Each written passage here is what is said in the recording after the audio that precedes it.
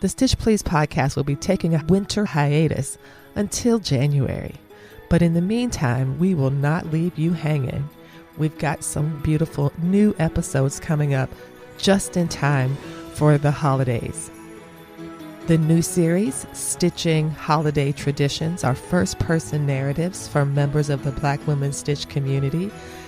These are first-person special dispatch stories from women in the Black Women Stitch sewing community who are graciously sharing the stories of their family traditions with us. Each of them has a beautiful and unique story that we think you'll appreciate learning about as they talk about the ways that their sewing, crafty, and creative lives intersect with the ways that they celebrate the holidays. So prepare yourself to have a really great time as we wrap up 2021. Hi there. I was really excited a little while ago when Lisa got in contact with me and asked if I'd like to be part of the Stitch Please podcast, just sharing with listeners some of my holiday traditions and how my crafting weaves into that. I thought that sounded like a really fun topic and I'd be happy to be involved with that. So here I am. Let me just tell you a little bit about myself. My name is Lena King. I'm married and I have 2 daughters. I live in London in the United Kingdom. I was actually born in Ghana in West Africa, but have been in the UK since I was 2, and I'm a lot older than that. I love to craft, and my main crafting is sewing. I love to sew garments for myself and for my family, but mostly for me, if I'm honest. I used to do quite a bit of sewing for my eldest daughter, especially when she was little. Then life got busy and sewing sort of was pushed into the sidelines. But it was always something that I loved. So I did get back into sewing gradually a few years ago. Started out sewing small things, sewing bags. And then, I was more interested in sewing clothes and learning how to get clothes to fit really well. So I started going on Instagram and I found this whole community of sewists, really talented people. So I started following loads of people, getting ideas on what to make and sharing my sewing. And it's just been so much fun. I really love being part of that Instagram family of sewists. So that's me and my crafting. I have tried very many different crafts over my lifetime. I really do love having a go at something, just trying it out myself and seeing where I go with that. I don't know whether that's the school teacher in me, that's what my training is. Love to have a go, love to make a mess. So I've tried different things, but sewing is the thing that really sticks, I think, with me as a craft. I also really love to cook, to bake and just eat the things that I make. So I really love exploring different recipes. So talking about the holidays, as I'm here to talk about, that really does involve 2 of my favourite things, cooking and sewing. So let me tell you about some of my holiday traditions. For me, the holidays is all about Christmas. I'm a Christian and I've been going to church ever since I was tiny, going along to church with my family. And then when I came to faith myself, carried on going to church and being involved as a church member, being very active in my church. And my husband now is actually a church minister, and we serve together in our local church. So Christmas time can be very, very busy for us. We like to host and entertain our own families, but we also extend a welcome to church members who are on their own, and we love having people round at our house. It's quite funny, actually, when Lisa asked me if I wanted to be involved in this podcast, she asked me back in November. And everybody who knows me would know that I'm a bit bar humbug when it comes to getting ready for Christmas. I love it, but I don't like to think about it until the 1st of December. For me, that's when Christmas starts. That's when I can start playing the Christmas music. Before then, I don't want to know. I don't want to put the decorations out. I don't want to do anything like that. I like to gradually get into Christmas. So it was quite funny to have this phone call in November, which really meant that I had to get my act together and do some thinking about Christmas. So Christmas tends to be quite a big deal for us in our household. And it always has been. Growing up, my mum was a real... she used to get really excited about Christmas herself because she loves to cook. My mum loves to get those big pots on the stove. She likes to get that huge turkey in the oven and all sorts of other meats. And she loves having lots of people around. That's how I grew up. We would have our cousins round. And even if we went to our cousins' houses, we never went empty-handed. My mum would always cook or bake and take the food there. So Christmas and food for me and celebration and family just goes hand in hand. So yeah, for me, Christmas Day, planning the menu, I love to do that. I love to get all the food magazines and flick through and try something new. And my sewing, like I said, takes a little bit of a back seat. Although every year I think to myself, do you know what? I'm going to sew some presents for people. And I plan it in my mind. I think about who I want to sew for and what they're going to get. And I think about that. And yet it never seems to materialise. I just can't get my act together enough to sew presents for people for Christmas. I have one year I managed to sew lots of little gift bags for people, and that was about it. I'm just not organised enough. That comes from not thinking about it until December, really. I need to be thinking about it way in advance if I'm going to actually be able to sew for my friends and family.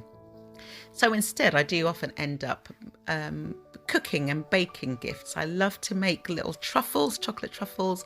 I love to make short bread biscuits and little cakes and chutneys and things like that. So people often get edible gifts from me, but very, very few people get sewn gifts from me. It might change one year, but it won't change this year. So as I've said, for me, Christmas prep begins really in earnest on December the 1st. And that's when I get to bring down from the attic our little advent calendar. Some probably 12 or 15 years ago, I found a crafting magazine and it had this template for making an advent calendar using out of little stockings. Make 24 little stockings and tie them onto some beautiful cord as your advent calendar. And I thought, what a great idea. I made that some years ago. It was really, really fiddly. These little cute little stockings. I made them to match my then living room. I made blue and tan coloured and red stockings. And it's a really pretty little calendar, which I used to drape around our fireplace. But in this house where we are, I drape them along our hallway, a stair banister. So for me, every year, get that calendar down, tie that up, either stuff the stockings with little clues. That's what I used to do back when the girls were younger. Put clues in there and they'd have to hunt around the house for their chocolate or their sweets. But now I tend to just stuff some candy in there. The stockings are big enough to hold 2 sweets, thankfully, for the girls. So yeah, that's one of the things. I haven't sewn many things for Christmas. That sort of the decorations that come out. We've together, myself and the girls, have made little Christmas decorations that we pull out and put on the tree each year. And I've also managed to sew a couple of Christmas tablecloths. In fact, one tablecloth didn't get sewn for years. I bought this fabric and I forgot to hem the edge before Christmas. I remember one year, but just pulled it out anyway and all the edges were frayed, and then I put it back, and then the next year it'd come out still frayed, and then one year I was like, that's enough, Lena, will you just hem that tablecloth? Something else that I started to do last year, and I will hopefully continue to do, is I did think that, you know, we go through a lot of wrapping paper at Christmas time, and yet I thought that's a bit of a waste. I tend to have lots of offcuts and scraps of fabric every year from my sewing. And last year I wrapped quite a number of the presents up in fabric that I had, and that made a nice little additional present for anybody. So yeah, I enjoyed doing that, and I'm going to do that again for this year. Use some of my scrap fabric to wrap presents up in, and people get a nice bit of fabric as well as their present. One tradition I have brought along with me from my childhood is that of having something new to wear on Christmas Day. My mum was a real stickler for that. Every year she would insist that we all had something new to wear on Christmas Day. When we were younger, she did quite a lot of sewing herself. My mum is a trained seamstress, and she did a lot of sewing for us girls when we were growing up. So she'd make us a new dress for Christmas Day, and you know how it goes. We soon get fed up of mum's dresses and we want to buy our own and stuff. But we'd all, and my brother too, would have something new to wear on Christmas Day. I didn't realise how much that was in me and how much I really brought that into my family now. And I get all excited about Christmas Day. Let's have something new to wear. So in the last few years, I've been sewing garments for my daughters and I to wear on Christmas Day. My poor husband rarely gets a look in. I may this year make him a pair of pajamas, but don't tell him in case it doesn't actually happen. But yeah, every year I try to sew something for the girls. A few years ago, I think it was about 3 or 4 years ago, I found some really lovely, sparkly, stretchy fabric. And I bought enough of that to make some things for myself and my daughters. I used one pattern, the Adrienne blouse from Friday Pattern Company, and I took that pattern and I hacked it in 3 different ways so that we each had a very different looking top from that pattern to sparkle our way through Christmas, and the girls really, really liked those. You're listening to the Stitch Please podcast and the special edition episodes about stitching holiday traditions. We'll return to the story after this break. The Black Women Stitch 2020 wall calendar is bigger and blacker than ever. Not only is the calendar about 15% larger than last year's calendar, it still remains jam-packed with so much wonderful history about Black women's history, sewing history, and activist history. There's also a wonderful new feature in this year's version, and that is the quarterly pattern release. At the beginning of every quarter, you'll find original images from Black women artists. The patterns are available as a PDF download, allowing you to resize them to the needs of your project. Order your copy of the Black Women Stitch 2022 wall calendar at blackwomenstitch.bigcartel.com, and we will help you get your stitch together. And now we'll return to stitching holiday traditions. Thanks for listening. Last year, my eldest daughter found some lovely red fabric and a pattern for a beautiful V-necked dress with a lovely circle skirt. And she asked me to make that for her for Christmas Day. So I did, and it was beautiful. That year also, she'd asked whether she could cook Christmas dinner. And it was a little bit of a dare because she said to me that I was just too precious about Christmas Day cooking. I always wanted to cook and I didn't like anybody in the kitchen. So to prove to her that I wasn't, I said she could cook. Boy, was that hard. I almost regretted it. It was so hard not to be in the kitchen and not be in the top chef because I really, really, really do love all that Christmas cooking. But she did a great job. She made us a beautiful meal, looking like a domestic goddess all the while in her lovely red dress. Meanwhile, my youngest daughter that year was being very much, I don't like pretty dresses. I don't want anything for Christmas. I don't want you to make me anything. However, I did find some black fabric because she was all into, I just want to wear black. I found some black fabric, which was a bit speckly, and I asked whether she liked it, and she did. And I made a very simple, neat little top, and she loved it, and it looked great with her skinny jeans. So I thought, phew, she has something new. And I made for myself a little black dress out of satin fabric, which was the first time I worked with that. It was very slippery and it frayed a lot, but I really loved the dress that I made out of that. So yeah, that was that. I don't know what I'm going to do this year. I've actually done a lot of sewing for myself this year, so I can't really justify making something brand new for myself. I just need to dive into my wardrobe of makes.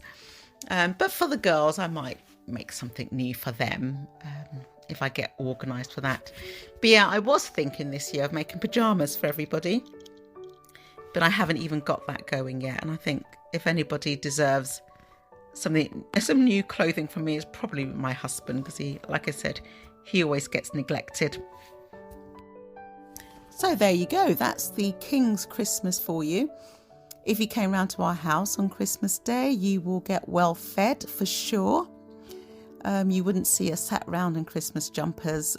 We don't really tend to do that. I'm not a huge fan of Christmas jumpers myself. But you would probably see us in new clothes that I've made. And we'd all be pretty laid back, having a chilled time with family and friends. It's been great talking to you. It's been great sharing some of these things. It's been nice to reminisce about my childhood and what Christmases were like growing up. It's great. We all have so many different traditions. So all that's left for me to do is to wish you a happy Christmas, happy holidays, and thank you for listening. You've been listening to Stitching Holiday Traditions, a special podcast episode of the Stitch Please podcast. Get ready for some really great fun in 2022 from Black Women Stitch as we prepare to launch our website. This has been a long time coming. I'm very excited about it. You can support the Black Women Stitch project and the Stitch Please podcast in lots of ways. For free $99, you can rate and review the podcast on iTunes and anywhere else you listen to podcasts. If you'd like to make a donation to Black Women Stitch, you can do that through our Act Blue site, or you can become a patron on our Patreon. We also have our Big Cartel site that has the Black Women Stitch 2022 wall calendar, as well as stickers and some adorable patches. Thank you so much for your support. We are grateful to be in community with you, and come back next time and we'll help you get your stitch together.